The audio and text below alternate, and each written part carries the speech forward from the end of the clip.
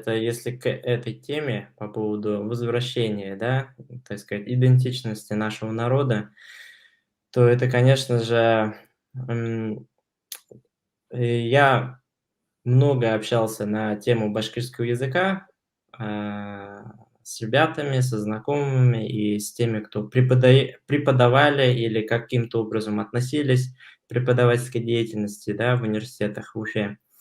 Башкирский язык, как многие говорят, на сегодняшний день очень сильно обхудел, так сказать, да, обскудел даже, ну, в том плане, что, эм, когда еще в Советском Союзе, перевели башкирский язык, то есть вязь была арабская, потом была переведена на латиницу, а потом была на кириллицу, да. И этим самым это очень такой для них был грамотный ход, потому что доступ следующего уже поколения, доступа к своим научным трудам. То если сегодня у нас же не только там эпосы и сказки какие-то, да, если так брать, но сегодня такое впечатление, что, если брать именно историю башкир, то ничего нет, кроме как жили, в юртах там и, там сказки какие-то читали, да, писали. Нет, были свои научные труды, у нас же, свои учебные заведения были, да. И все обращения, даже если брать приказы Салавата Юлаева, да, они были на старотюркском языке, ну, то есть на башкирском языке, арабской вязи. И после того, как советская власть переводит Башкортостан на кириллицу, ну, через латиницу, да, доступ к этой литературе сразу же башкиры теряют. То бишь следующие поколения, они что должны делать? Они уже изучали историю Башкортостана, кто они есть. Уже то, что написала советская власть кириллицей.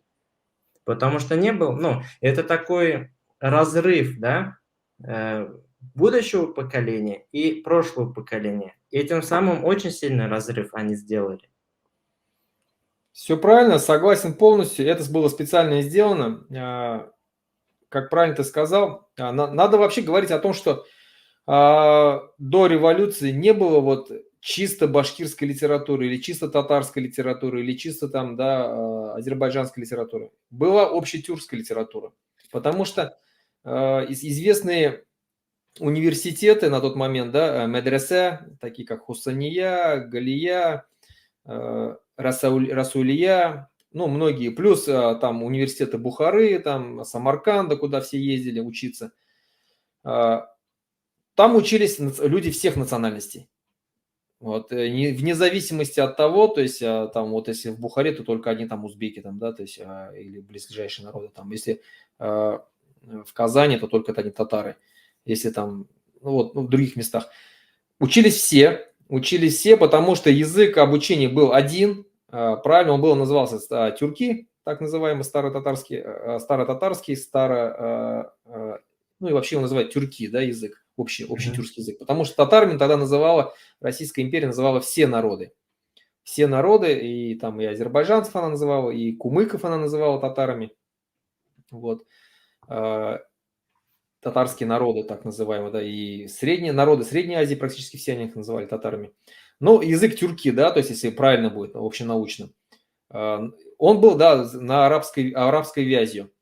И вся литература, которая тогда писалась, она писалась на одном языке, понятная для всех была абсолютно. То есть ее мог крымский татарин прочитать спокойно. Потому что вот когда Заки Валиди написал свою первую книгу «История татар», «История тюрков и татар», и она разошлась очень сильно по тюркскому, по мусульманскому миру и получила очень восторженные отзывы, и у него он сразу стал знаменитый. Но эту книгу прочитали практически все интеллектуалы тогда тюркского мира. Это говорит о том, что как бы была вот такая единая культурная э, система, да, где взращивались вот эти вот наша интеллигенция, в том числе башкирская. Вот.